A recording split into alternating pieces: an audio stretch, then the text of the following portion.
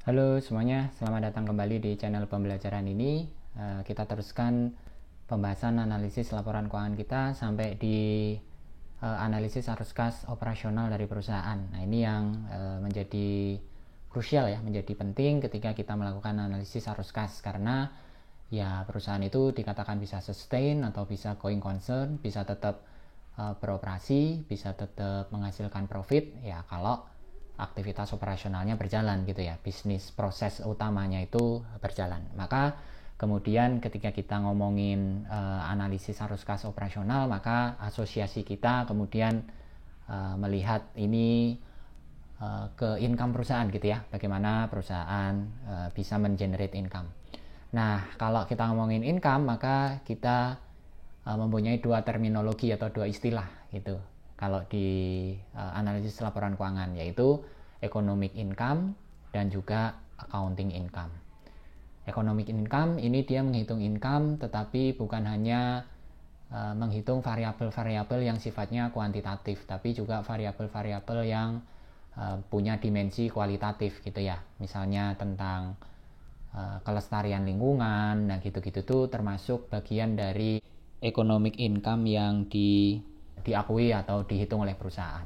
Bukan hanya tentang faktor kuantitatif seperti revenue, COGS, operating expense, dan lain sebagainya. Kalau kita ngomongin yang ini tadi tentang sales, revenue, COGS, non-operating expense, dan segala macam, itu sebenarnya kita sedang mendiskusikan tentang accounting income yang ini, yang kita dapatkan atau kita bisa baca informasinya di laporan laba rugi atau income statement gitu ya.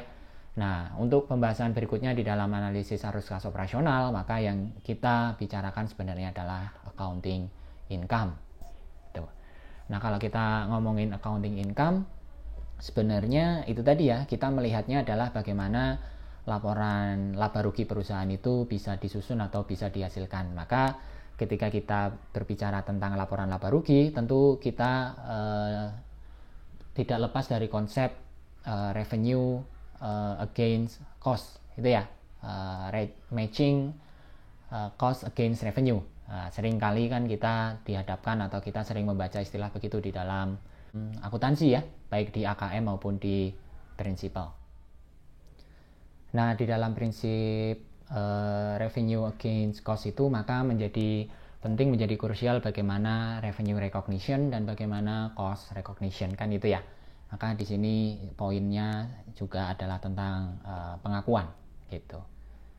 Nah, kalau kita ngomongin tentang revenue against cost ini, maka hasilnya kan income gitu ya. Dan ketika berbicara tentang income, sebenarnya kita harus lebih detail lagi melihat klasifikasi dari income. Jadi income itu ada yang sifatnya dia tuh permanen. Nah, permanen ini artinya dia itu didapatkan atau dihasilkan dari aktivitas operasional yang utama bagi perusahaan gitu, main business process. Apa yang disebut dengan main business process ini?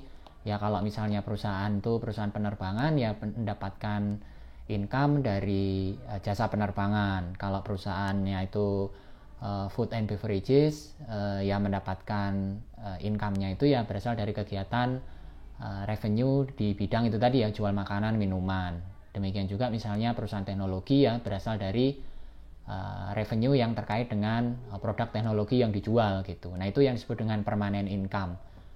Yang dia ini karena permanen, recurring ya, akan diperoleh perusahaan selama dia beroperasi, maka bisa diukur atau bisa dinilai dengan present value dibagi 1 plus discount rate tertentu gitu. Nah, ini revenue. Nah, ini berbeda dengan konsep transitory atau non-recurring. Jadi misalnya perusahaan teknologi, tetapi dia mendapatkan income dari disposal aset gitu ya, dari penghapusan aset, misalnya aset BTS gitu ya, aset bukan BTS Group Band nih, bukan boy band, tapi BTS menara sinyal gitu ya. Nah, itu di disposal. Nah, ini kan non recurring, tidak berulang lagi. Tahun depan mungkin ya sudah nggak ada lagi keuntungan dari disposal aset gitu ya. Nah, ini kemudian diukurnya makanya tidak memakai tingkat discount rate gitu, karena ya hanya satu waktu, one time gitu ya, maka revenue-nya ya sudah dihitung aja berapa revenue-nya gitu. Nah, di antara permanen dan transitory ini ada distorsi, ini yang kita pelajari di accounting analysis. Ada perhitungan-perhitungan atau ada rekognisi-rekognisi, asumsi-asumsi yang ternyata malah tidak mencerminkan kondisi yang sebenarnya gitu, malah menjadikan value dari income itu irrelevant atau tidak mencerminkan keadaan yang sebenarnya.